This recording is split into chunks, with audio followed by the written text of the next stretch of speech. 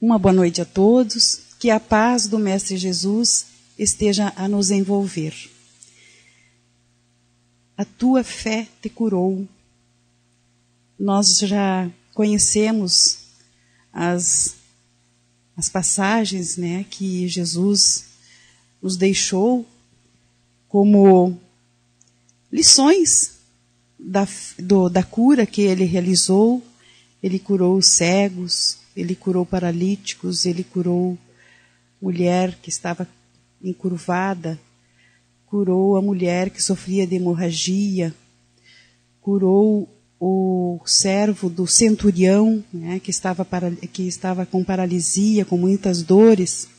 Então são várias passagens que nos contam, que nos relatam, né, os evangelistas Mateus, Lucas, Tiago e João são os que, acho que acertei, que contam, que falam, né, nos evangelhos das curas que Jesus fez.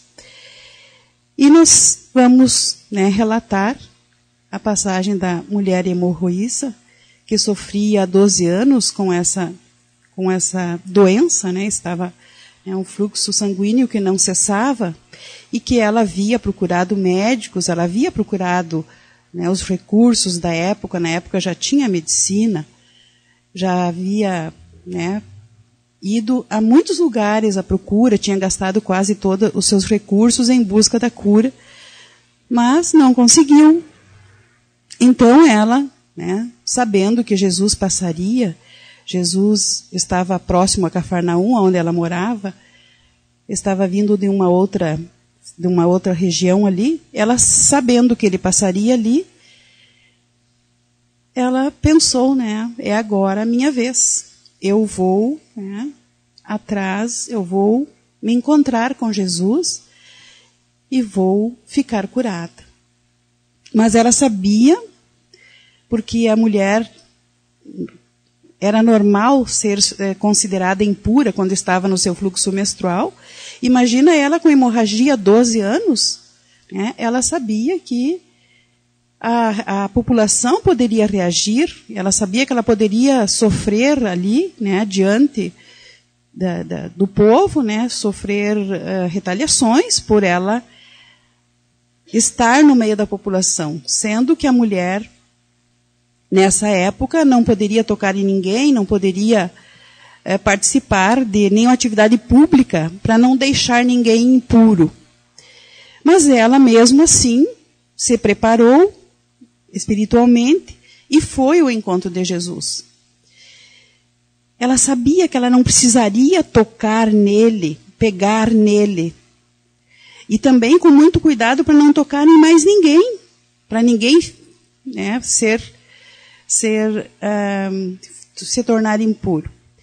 Mas ela pensou, ela já conhecia os feitos de Jesus, já conhecia, já tinha ficado sabendo das curas, que ele já tinha curado cegos e paralítico.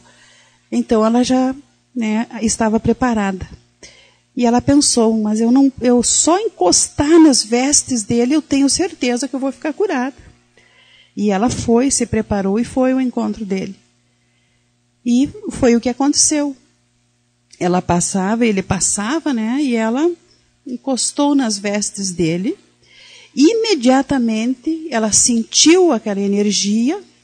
E Jesus também sentiu que dele saiu uma virtude. Então ela, né, sentiu que estancou ali mesmo a hemorragia. E Jesus parou e perguntou: quem me tocou? E os que acompanhavam Jesus, Simão Pedro, ele disse: mestre, nós estamos no meio da multidão, não vês que as pessoas nos apertam aqui, né? Estão muito próximas de nós. Não tem como saber quem me tocou. E Jesus insistiu: alguém me tocou. Percebi que saiu de mim um poder. E a mulher tremeu. Dizer: agora que vou, né, ser censurada. Mas aqueles 12 anos de impureza fizeram dela uma mulher muito solitária, muito tímida, muito temerosa do contato das pessoas. Mas convocada ao testemunho, e naquele glorioso momento que haveria de marcar a sua vida para sempre, ela não vacilou. E ajoelhou-se diante de Jesus e relatou para ele as suas dores, a sua dolorosa experiência, o mal que lhe atormentava há tanto tempo, há 12 anos, e por isso que ela tinha tocado as vestes dele. E Jesus levantou-a e disse, diz o evangelista Mateus, que ele abraçou ela. E ele disse, filha, a tua fé te salvou. Vai em paz e fica livre de teu mal. A fé era a base fundamental para que as pessoas recebessem as suas bênçãos. E aí nos perguntamos, né? Por que no meio daquela multidão só ela recebeu esta energia, só ela ficou curada? É uma pergunta que nós podemos fazer. Se o Mestre ajuda todos, então por que só ela recebeu essa graça? O Mestre, ele ajuda os incrédulos, todos pertencem ao imenso rebanho humano conduzido pelo Celeste Pastor, quer dizer, ele é o pastor da humanidade, né? Então ele ajuda todos. Mas, além de ficar registrado o seu trabalho, a sua missão de fazer com que a humanidade acreditasse nesse poder que está à disposição de todos nós, então, não é que Jesus privilegiou ela, mas ela estava numa condição já preparada para ser curada. Esses 12 anos que ela ficou reclusa, toda essa caminhada que ela fez de consultório, em consultório médico, ou talvez de curandeiros daquela época, toda a reflexão que ela teve a oportunidade de fazer durante esse tempo, 12 anos é um longo tempo, não é 12 dias para uma pessoa ficar isolada. Com certeza essa mulher, né, avaliou muito a sua vida.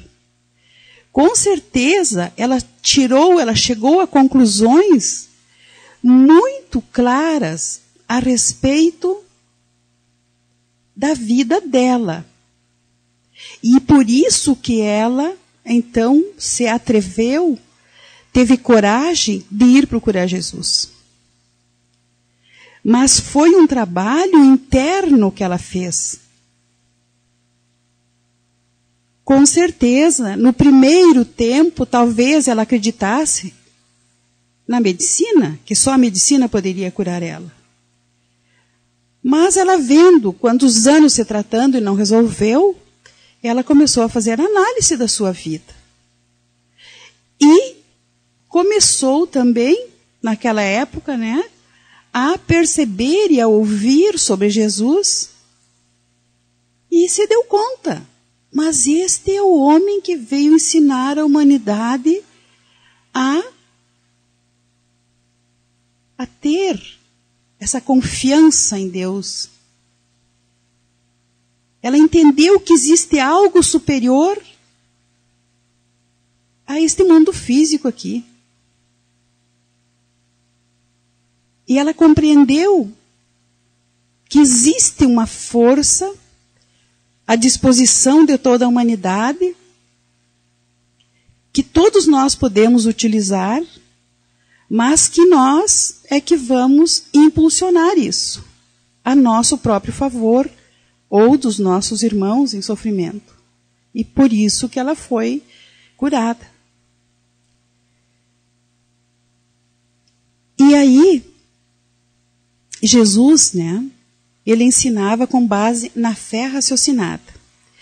Ele não impunha suas ideias. Ele fazia as pessoas pensar o que realmente elas queriam para as suas vidas. Por isso ele perguntava. Em várias curas que ele fez, ele perguntava antes: que queres que eu faça? Ele sempre, né, fazia com que a pessoa refletisse. Ele queria que a pessoa se mobilizasse no sentido de se curar. Porque ele sabia que não bastaria ele passar uma energia boa por um momento. Iria a pessoa ficar boa por uns dias, mas depois a pessoa, né, voltando a fazer, continuando com a vida como levava, não iria resolver. Porque a cura, ele sabia também que a cura tem que partir do espírito enfermo. Tem que partir do querer dele. E aí vem o querer, vem o acreditar e vem a transformação moral. São as bases para que ocorra a cura.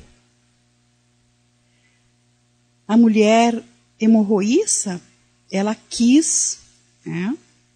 Ela acreditou e com certeza ela já havia se transformado moralmente.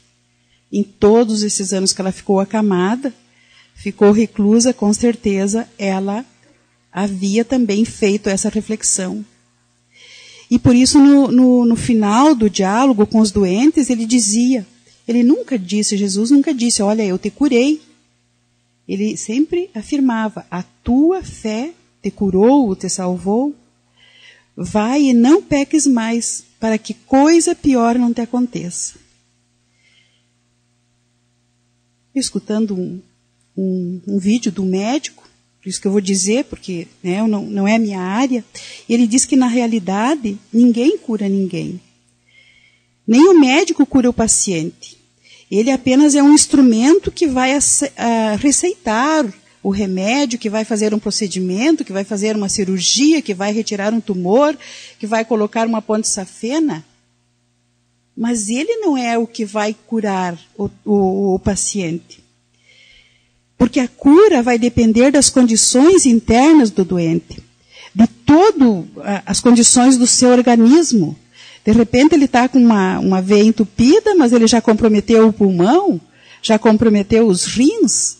Né? Então é toda uma cadeia de mudanças que tem que haver para que a pessoa fique curada. O remédio ele vai responder de acordo com as condições, né, do equilíbrio de todo o conjunto do corpo físico. E a mulher? Por que ela, voltando à história dela, por que ela se curou? Porque ela já estava assim com esta sintonia vibratória encadeada para uma mudança de pensamento, de comportamento, de atitudes. Ela já estava com ela já tinha entendido a mensagem de Jesus.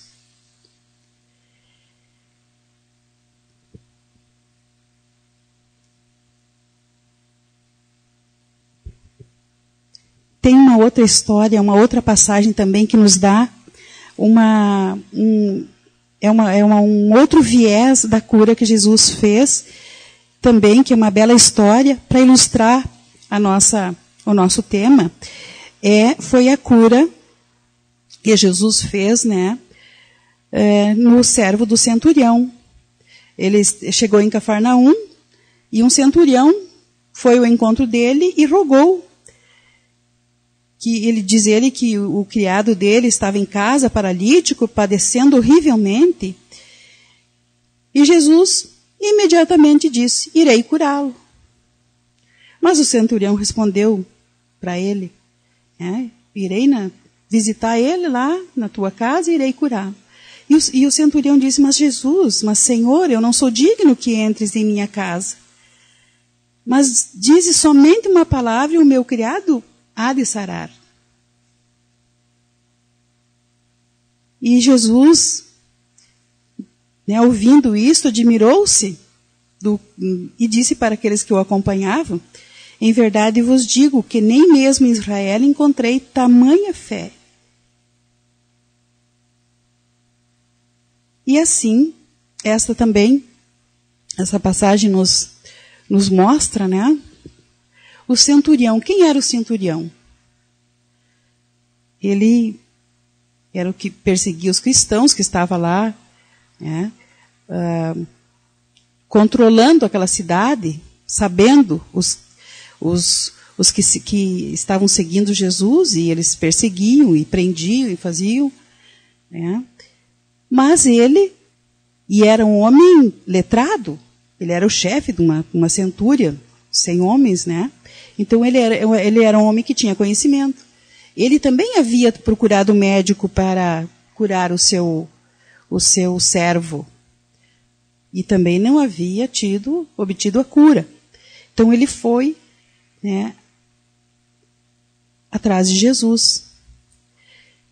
E aí também ele demonstra, né, quando ele disse para Jesus: mas eu não sou digno que entres em minha casa. Ele demonstrou assim, ele reconhecia o poder de Jesus, mas ele sabia que ele estava muito distante de uma atitude moral merecedora da presença de Jesus na casa dele.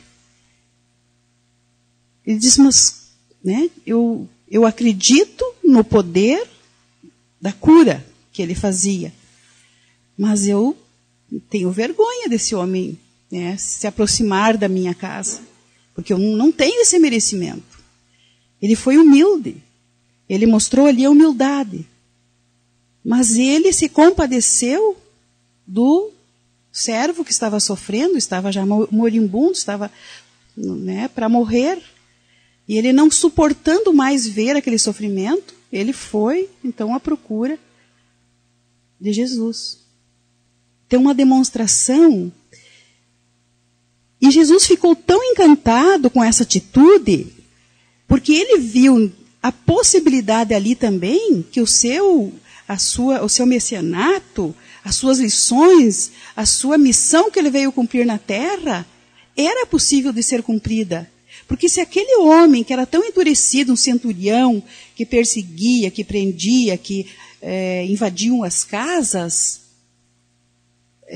teve essa humildade de reconhecer que ele tinha esse poder, que ele estava a serviço de Deus, Jesus ficou feliz. Por isso que ele disse para os próprios companheiros dele: nem em Israel eu encontrei fé tão grande assim. Então aquilo também foi assim um ânimo para Jesus continuar, saber que iria dar resultado à sua missão. Cristo nos disse: vós sois deuses, e aquilo que eu faço, vós também podeis fazer. Claro que Deus com letra minúscula, né? Porque Deus só há um. E Jesus, ele, com esse dizer, com essa citação, ele quis nos alertar que nós temos um potencial também curativo e criativo. Porque nós somos co-criadores no universo. Nós nascemos com essa capacidade de criar, de curar, no sentido de auxiliar nosso Pai Celestial nessa grande obra universal. Sermos instrumentos de cura de nós próprios e de auxiliar a cura de tantos irmãos sofredores. E nós somos espíritos criados simples e ignorantes, mas com um objetivo maior da nossa vida, da nossa existência, a evolução. E a evolução, ela se dá através do conhecimento intelectual e do conhecimento intelectual e moral, né? Através do conhecimento intelectual e da nossa melhora moral. Então, com esta evolução, nós vamos sendo instrumentos mais perfeitos. Esse é o objetivo da nossa existência. Nós que estamos aqui na Terra, em provas e expiações, mas esse não é o nosso lugar definitivo. Nós estamos aqui, nesse momento, nessa condição, por enquanto. Enquanto nós não acreditarmos, não fizermos nada para a nossa melhora.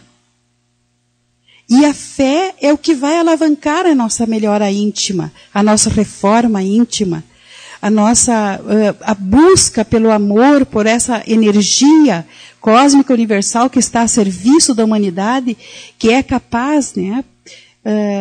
Nós somos capazes, pela nossa energia, pelos nossos pensamentos, pelas nossas ações, de modificar os fluidos, né? E fazer as curas que nós necessitamos, né? Então, se nós temos uma vibração, um pensamento, uma sintonia com Deus, qual é a energia que vai estar impregnada em nós? Energia boa, energia do amor. E esta energia é que nós vamos potencializar e fazer o equilíbrio do nosso corpo também, das nossas células. E nós podemos fazer isso. Mas para isso nós temos que ativar a vontade, ativar o amor. O amor é que cobre a multidão de pecados. O amor é que vai nos tirar desse atoleiro de aflições. É o amor. E o que é a fé, se não o amor potencializado? O amor em forma de energia. A fé é isso. A fé, o Espiritismo, né, nos ensina que a fé é uma atitude mental de confiança e resignação diante da justiça divina. E a base para a fé deve ser a razão, a lógica e a ciência. Por que a razão? A razão é a lei moral. Acreditar em algo superior é qualidade inerente ao ser, pois a crença em Deus está no imo da nossa alma e de cada ser, né? E nós chamamos também isso de fé natural. É a certeza, é uma certeza que todos nós possuímos. Por exemplo, nós vamos pegar o ônibus da cidade, ali, vamos, né, um exemplo, né?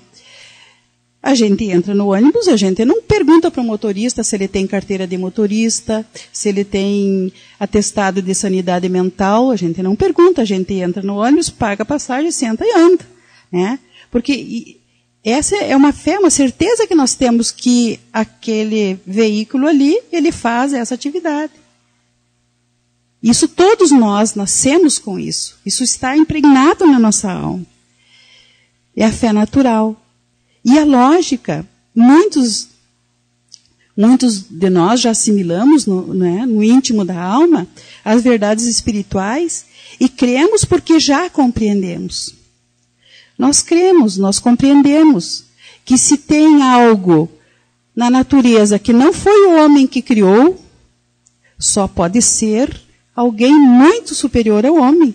Com toda essa perfeição, é só a gente observar os astros, observar a natureza, o desabrochar de uma flor, nós já vamos perceber isso.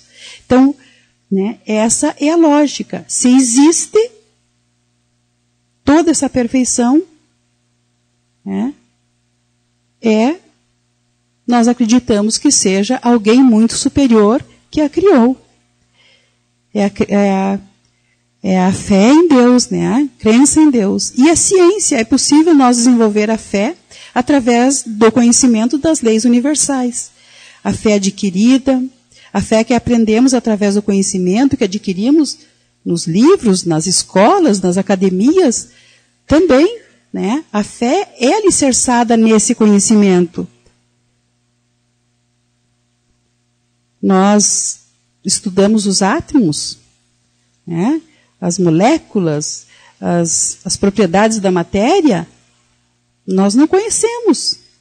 Mas nos repassaram, o conhecimento nos trouxe essas informações e nós assimilamos, nós aceitamos, nós acreditamos. Então, é a fé também na ciência.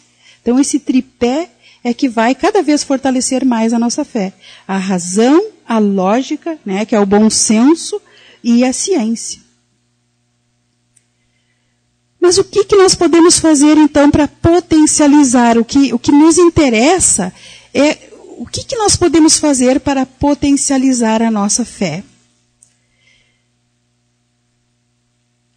Será que existe alguma receita? E aqui, né, uma condição indispensável para potencializar a fé em nossa vida, nós podemos, já para ir resumindo, porque o tempo vai tão rápido, nós vamos falar em 3 aspectos. Na aceitação, na confiança e na gratidão. E tem mais uma condição. E na entrega. O que é aceitação? Para a gente potencializar a fé em nós, para nós acreditarmos cada vez mais, para nós sabermos como conduzir a nossa vida de uma forma menos sofrida, compreender por que nós sofremos, por que nós não podemos ser curados. Muitas vezes a gente ora, a gente pede, a gente se esforça, né? A gente vem na casa espírita, a gente estuda. E por que ainda nós ficamos doentes? Né? Então, esta é uma condição para nós potencializar a fé em nossa vida. Né? A fé em nossa vida, a aceitação da forma como as coisas acontecem. Nós estamos no melhor lugar possível para o nosso crescimento espiritual. Nós temos que aceitar isso. Que nós estamos, né, no melhor lugar para o nosso crescimento espiritual. Mesmo que estejamos passando por dores, por sofrimentos, isso é necessário, porque isso são consequências dos nossos desequilíbrios.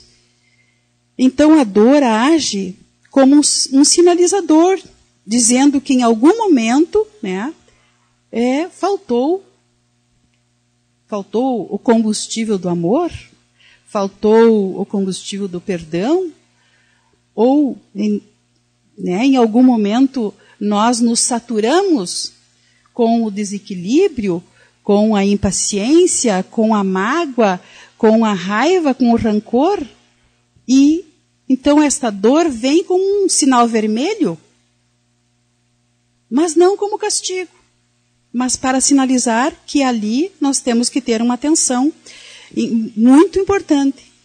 Em algum momento faltou o combustível do amor. E assim, para nós, o sofrimento, as dores, as dificuldades, a ideia da doença é compreender o porquê do sofrimento. Essa é a proposta que o sofrimento nos traz. É para nos educar. É fazer, nos dar conta que algo não está bem. Então, é uma aceitação lúcida. É uma aceitação lúcida. Não é eu aceitar, né, ficar amolentado, mas eu não vou mais fazer nada, porque Deus quer assim, então vai ficar assim. Não. É uma aceitação, mas com resignação, mas com luta, para perceber por que acendeu essa luzinha vermelha, né? O que faltou? Ou faltou amor? Ou nós estamos saturados com esses desequilíbrios, ainda com esses vícios morais que nos prejudicam? E isso vai interferir na nossa saúde.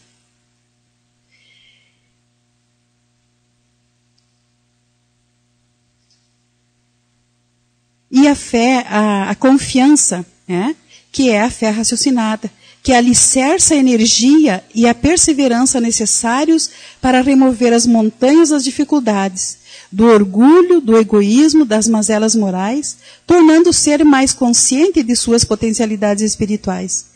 Esta confiança, né, é a fé raciocinada. Que exista essa energia, né, e essa energia é capaz de remover as montanhas das nossas dificuldades, principalmente as do orgulho, do egoísmo, das nossas mazelas morais. Isso é a pessoa, né, ter essa humildade de aceitar, mas eu tenho minhas dificuldades, eu tenho as minhas imperfeições. Isso nos torna mais conscientes das nossas responsabilidades e das nossas potencialidades também. Mas se eu conheço o Evangelho, se Jesus fez cura, se eu li o Evangelho dele, e ele veio pregar o amor, ele veio pregar o perdão, eu estou praticando isso? Isso que vai dar uma substância para a nossa fé. Nós temos que ter essa sensibilidade de sentir como é que eu estou conduzindo a minha vida, como é que eu estou tratando a minha vida. Ou eu quero só que, num toque de mágica, quando as coisas ficam difíceis, eu faço uma prece, eu rezo, e quero que Jesus e que Deus me cure. Não é assim, não funciona assim. Né? Não funciona assim, nós sabemos disso. E precisa todo um empenho nosso. E a entrega. Uma médica que tratava de doentes na fase terminal, ela ficou muito impressionada um dia. Tinha um menino de uns 12 anos que estava em fase, né, com um câncer em fase terminal. E ela trabalhava com ele, né, explicava a condição dele, nunca iludiu ele, nunca disse que ele iria ficar curado, porque o câncer é uma doença que é uma incógnita. Alguns se curam, outros não. Então ela sempre trabalhava nesse sentido. E um dia o menino fez um desenho para ela, sabe? Ela fez um desenho com um pássaro, né? Um pássaro muito, muito negro, muito feio, né? E com no bico, uma forma de um canhão, né? Apontando para o alto. E ela ficou impressionada com aquele desenho. Ela, né, pensou assim, essa criança aqui, ela está desiludida da vida. Ela está sabendo que a vida não tem sentido para ela, porque desenhar um pássaro nessas condições, assim, tão feio, tão triste, tão sem expressão, né? Porque as crianças, quando desenham um pássaro, elas pintam, né, o céu, elas fazem o pássaro voando no céu, né? E ele fez aquele pássaro baixo, assim, e ela ficou impressionada. Então ela começou a trabalhar mais com ele, né, falando de Deus e que a vida é finita e que nós não sabemos o nosso dia, que todos morrem, que ninguém, né, fica, né, e que as crianças também morrem. Ficou preparando ele, ela tinha essa habilidade de preparar. E ela ficou mais intensivamente trabalhando com essa criança. E, para surpresa dela, um dia ela chegou no quarto dele e ele tinha feito um pássaro lindo, planando no espaço, né? E daí ela ficou feliz. Aí ela teve a certeza que ele estava preparado para a morte. Quer dizer, se ele não vencesse o câncer, né, ele estava se entregando, né, mas com um aspecto, com uma alegria. Né, porque aquele pássaro, do jeito que ele desenhou, planando, o céu azulzinho, isso é uma demonstração que a pessoa está com uma alegria por dentro, que ela não está se sentindo uma vencida. E ela até coloca de uma forma muito bela, bem rápido, só para ilustrar, ela conta uma passagem. Existe uma importante diferença entre entrega e mera abdicação. Desistir é desprezar-se e dizer, não há esperança, vou morrer. Ao receber o diagnóstico de uma doença terminal, entregar-se significa adotar os tratamentos que parecem corretos e, se eles não derem resultados, aceitar que o nosso tempo na Terra é limitado. Quando desistimos, rejeitamos a vida que temos. Quando nos entregamos, nós a aceitamos exatamente como ela é. Ser vítima da doença é desistir.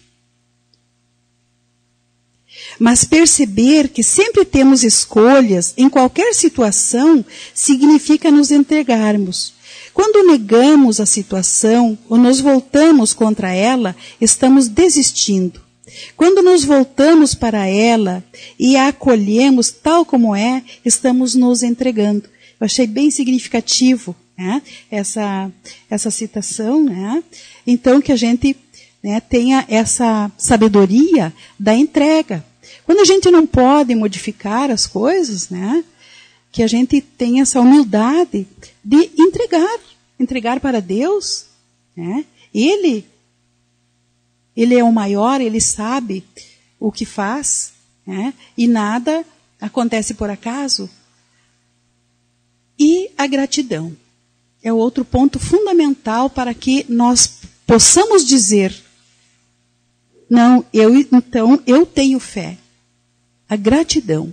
Dos 10 leprosos, conta a história, né, só um voltou para agradecer Jesus. Diz que os outros 9, né, a doença voltou e eles desencarnaram com a doença. Então, a gratidão. Muitas vezes, nós ficamos tão preocupados, tão envolvidos, nós nos apequenamos tanto diante dos nossos sofrimentos, que nós não conseguimos ter gratidão por mais nada. Como se tudo na vida não valesse mais a pena. Só aquele meu problema, aquela minha doença, aquele meu familiar que desencarnou, aquela separação, aquela dor, né, que tem importância.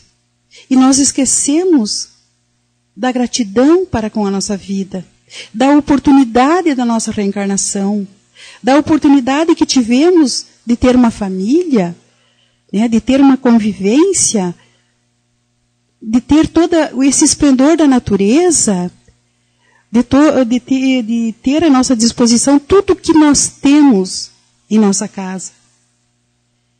Essa semana que nós estamos trabalhando um projeto que tem aqui na casa para os estudantes da doutrina espírita, com certeza alguns conhecem, né, a educação dos sentimentos, e então tem uma atividade que a gente fez uma cadernetinha da gratidão. Todos os dias a gente anotar 5 itens de gratidão.